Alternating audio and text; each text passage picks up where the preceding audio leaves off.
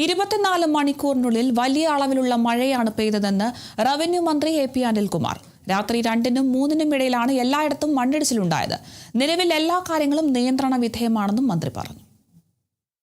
ശക്തമായ മഴയാണ് പല ഭാഗങ്ങളും പ്രതീക്ഷിച്ചതിനേക്കാൾ കൂടുതൽ വലിയ മഴയാണ് ഈ ജില്ലകളിലൊക്കെ തന്നെ ലഭിച്ചത്. 24 മണിക്കൂറിനുള്ളിൽ വലിയ രീതിയിലുള്ള അളവിലുള്ള മഴയാണ് പലയിടത്തും, പ്രത്യേകിച്ച് പത്തനംതിട്ട, കോട്ടയം ഭാഗങ്ങളിൽ ലഭിച്ചത്. റാന്നി, നേര്യമംഗലം എല്ലാം 200 mm ആണ് മഴ റിപ്പോർട്ട് ചെയ്തത്. 200 mm മുകളിൽ 357 വരെ അത്തിക്കയം, വടശ്ശേരിക്കര, അതുപോലെ തന്നെ തെക്കേക്കര ടൗൺ തുടങ്ങിയ സ്ഥലങ്ങളിലൊക്കെ വലിയ രീതിയിലുള്ള മഴയാണ് റിപ്പോർട്ട് ചെയ്തിട്ടുള്ളത്. രാത്രി 2 മണിക്കും 3 മണിക്കും ഇടയിലാണ്, 2:30ക്കും 3 മണിക്ക് ഇടയിലാണ് ഇടുക്കി ഉൾപ്പെടെയുള്ള സ്ഥലങ്ങളിൽ മണ്ണിടിച്ചിലും ഉരുൾപൊട്ടലും ഒക്കെ ഉണ്ടായിട്ടുള്ളത്.